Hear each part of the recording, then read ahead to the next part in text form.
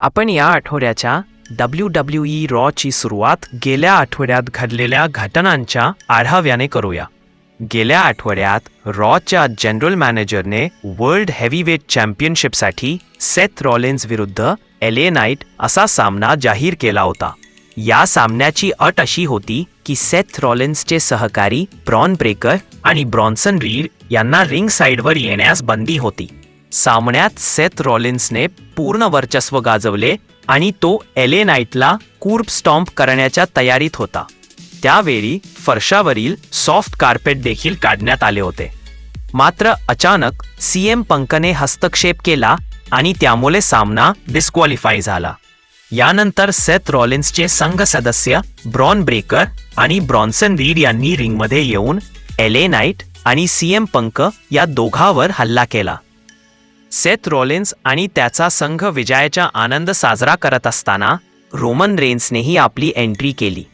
पण लगेच Seth Rollins आणि त्याचा संघाने ते विरुद्ध एक अशा संख्येच्या सामर्थ्याने रोमन रेन्सवरी जबरदस्त हल्ला चढवला. आता आपण आजच्या WWE रॉची सुरुवात कॅनडाच्या क्युबेक सिटी येथून करत आहोत.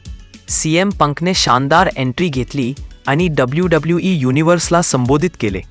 तो सांगतो की तो खरे तर वर्ल्ड हेवीवेट चॅम्पियन होणार होता, पण सेथ रॉलिन्सने गुडघ्याला दुखापत असल्याचे नाटक करून आणि सर्वांना फसवून त्याच्याकडून ती संधी हिरावून घेतली.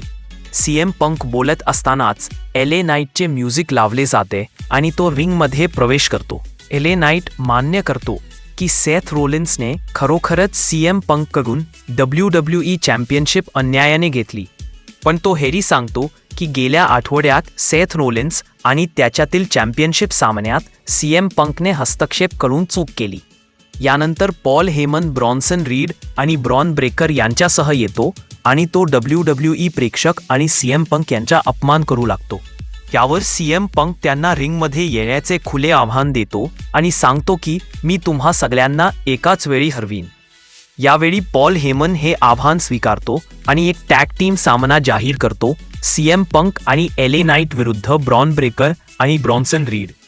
मागील आठवड्याचा आढावा घेताना डॉमिनिक मिस्टेरियो आणि ड्रॅगन ली यांच्यातील सामन्यात मुखवटा घातलेला लक्षवेधी एल ग्रांडे अमेरिकानोने हस्तक्षेप केला.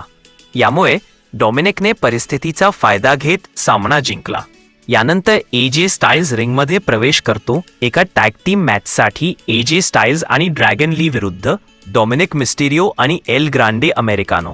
सामना सुरूही झाला नव्हता, पण स्टाईल्स आणि ली यांनी डॉमिनिक आणि अमेरिकानो यांच्या एंट्रीमध्येच त्यांच्यावर हल्ला सुरू केला. सामन्यात एका क्षणी AJ स्टाईल्सने पुन्हा एकदा आपल्या टॅग टीम कौशल्याचा प्रत्यय दिला. ड्रॅगन लीच्या मदतीने मंकी फ्लिपमधून स्टाईल्स क्लॅशचा अप्रतिम मूव्ह केला. मात्र एल ग्रांडे अमेरिकानोने तात्काळ हस्तक्षेप करून ड्रॅगन लीला टॉप टर्नबकलवरून खाली ढकले आणि स्टाईल्सच्या संघाला मूव्ह पूर्ण करू दिला नाही. यानंतर अमेरिकानोने फसवणूक करण्याचा प्रयत्न केला. त्याने एका छोट्या स्टील प्लेटचा वापर करायचा होता, पण ती जमिनीवर पडली. डॉमिनिकने ती स्टील प्लेट उचलली आणि आपल्या मुखवट्यामध्ये ठेवली. त्यानंतर डॉमिनिक मिस्टेरियोने मुखवट्यात लपवलेल्या स्टील प्लेटने स्टाईल्सवर जबरदस्त डोक्याचा मार केला. लगेच एल ग्रांडे अमेरिकानोने स्टाईल्सला पिन करून त्यांचा संघ विजयी झाला. सॅमी झेन आपल्या होमटाउन म्हणजेच आपल्या घरेलू प्रेक्षकांसमोर रुस्वो विरुद्ध सामन्यासाठी रिंगमध्ये उतरतो. मात्र या सामन्याचा शेवट डिस्क्वालिफिकेशनने होतो, कारण सोलो सिक्वाने हस्तक्षेप करून सॅमीला रिंग बाहेर ओढले आणि आपल्या सहकाऱ्यांसोबत त्याला मारहाण करण्यास सुरुवात केली. त्यानंतर शेमसही रिंगमध्ये येतो आणि उडत्या गुडघाने रुस्वोला जबरदस्त मारतो. यानंतर इओ स्काय आणि रॉक्सॅन पेरेज यांच्यात सामना होतो. या सामन्यात रॉक्सॅन पेरेज विजयी होते. अजून एक महिलांसाठी इंटरकॉन्टिनेंटल चॅम्पियनशिपचा सामना मॅक्सिन आणि बेकी लिंच यांच्यात होतो.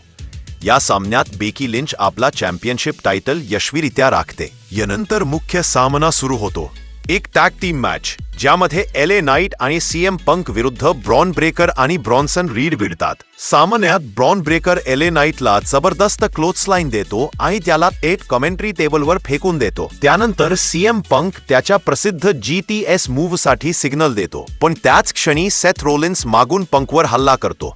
या हस्तक्षेपामुळे रेफरी सामना डिस्क्वालिफाय घोषित करतो. यानंतर सेथ रोलिन्सच्या टीमकडून LA नाईट वरी हल्ला सुरू होतो. पण अचानकचं मेन इव्हेंट जिओसो हातात स्टील चेअर घेऊन रिंगमध्ये धडकतो. प्रथम ब्रॉन ब्रेकरला एंट्री रॅम्पवर आणि मग ब्रॉन्सन रीडला रिंगमध्ये जबरदस्त फटके देतो.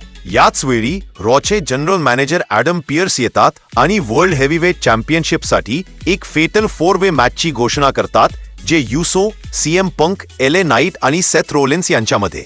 घोषणा होताच रिंगमध्ये असलेले 3 दावेदार जे उसो, पंक आणि नाईट एकमेकांवर हल्ला चढतात.